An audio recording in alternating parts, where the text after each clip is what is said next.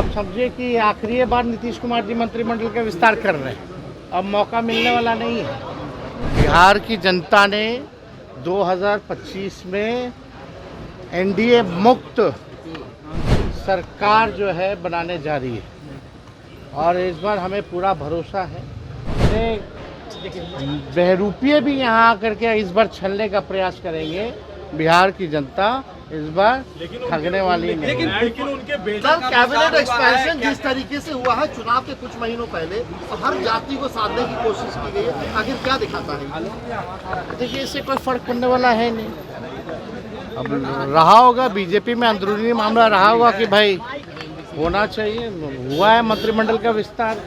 तो आप समझिए कि आखिरी बार नीतीश कुमार जी मंत्रिमंडल का विस्तार कर रहे हैं। अब मौका मिलने वाला नहीं है। बिहार की जनता ने 2025 में एनडीए मुक्त सरकार जो है बनाने जा रही है और इस बार हमें पूरा भरोसा है कि हम लोगों को मौका मिलेगा। पूरे बिहार के लोग, हर जात के लोग, हर वर्ग के लोग अब बिहार को जो है आगे बढ़ाना चाहते हैं। नीतीश जी हमारे बुजुर्ग हैं, इसलिए हम आदर सम्मान करते हैं, लेकिन अब बिहार चलाने लायक वो सक्षम नहीं रहेंगे, अब योग्य नहीं रहेंगे। थके हुए हैं, ना कोई विजन है उनको, उनके पास ना कोई रोड मैप है।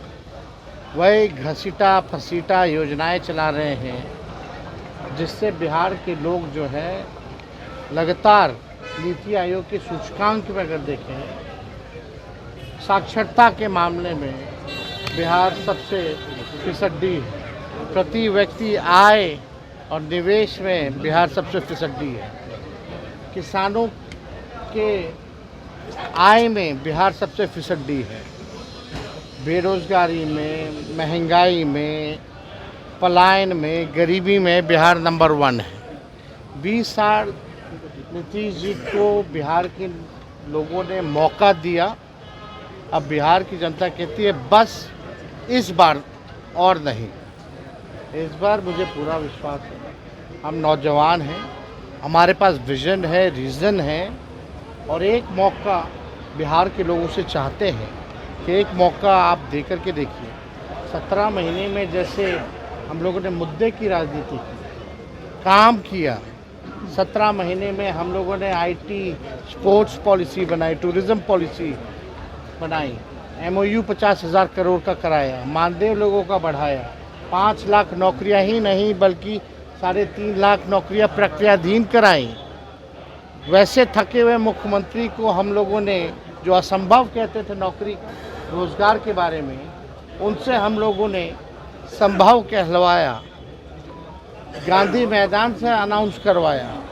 जो कहते थे असंभव है वो कहने लगे संभव है, केवल हमारे रहते 17 महीने में। तो अगर पूरा 5 साल का मौका बिहार की जनता देगी तो बिहार जो है तरक्की जो है बड़ी तेज़ी से करेगा।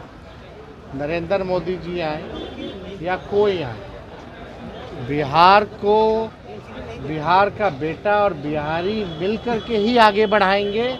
कोई गुजरात का गुजराती आकर के बिहार को आगे बढ़ाने वाला नहीं है। लाडला मुख्यमंत्री कहा, लाडला मुख्यमंत्री प्रधानमंत्री ने नीतीश कुमार को कहा है। कुछ महीने पहले माननीय मुख्यमंत्री जी का बयान आया था महिलाओं को लेकर के, तो प्रधानमंत्री का सर्व से माथा झुक गया था। अब लाडला है ना, तो अब तो भाई प्रधानमंत्री अब उसमें क्या कहना। नीतीश कुमार जी पहले थाली खींचते थे, अब वो पैर छू रहे हैं। तो निशांत कह रहे हैं कि मेरे पिताजी को घोषणा कीजिए, मेरे पिता को घोषित कीजिए मुख्यमंत्री पद का। उनके बेटे कह रहे हैं कि पिताजी बहुत स्वस्थ है और 5 साल वो बिहार चला सकते हैं। जेडीयू के लोगों से भी ये क्यों? भाई हम तो चाहते हैं सब लोग स्वस्थ रहें, लेकिन जो सच्चाई है तो सच्चाई है। सच किसी के बोलने से छुप तो नहीं सकता। हमने भी देखा, आपने भी देखा, बिहार की 12-14 करोड़ जनता ने भी देखा है कि क्या से क्या हो गए उनके पिता नीतीश कुमार जी। और कैमरे में तो बातें छुपती नहीं है। सामने बात आ ही जाती है। 10 साल से आप नीतीश कुमार जी का एक ही टेप रिकॉर्डर सुन रहे हैं, एक ही बात बोलते हैं। दूसरी बात अगर कोई बोले हो, चाहे सार्वजनिक मंच पे, चाहे विधानसभा में या चुनावी सभा में, या कोई उद्घाटन शिलान्यास का कार्यक्रम हो, एक ही टेप रिकॉर्डर बजता है नीतीश कुमार जी का और कुछ नहीं बजता। अगर मुख्यमंत्री कहते हैं कि पहले महिला कपड़ा पहनती थी, तो अब इसको लेकर के क्या कहा जाए। अब ऐसे बयानों पे नरेंद्र मोदी जी का चेहरा जो है, जो दिखावटी 56 इंच का सीना है, वो और चौड़ा हो जाता होगा मुख्यमंत्री के बयान पे कि पहले कोई महिला कपड़ा पहनती थी। 2005 से पहले कोई पैदा होता था? सब तो 2005 के बाद से हो रहा है, और कहाँ कुछ हो रहा है। तो आप सब लोग समझ जाइए कि अब चाहे मोदी जी आए, योगी जी आए, फल्ला जी आए, ढिकाना जी आए, इनके प्रचारक भेजो, इनके बिहार के लोगों को कितने बहरूपिये भी यहाँ आकर के इस बार छलने का प्रयास करेंगे, बिहार की जनता इस बार ठगने वाली नहीं है। लेकिन उनके बेटे को क्यों मांग करने की जरूरत पड़ रही बेटा है?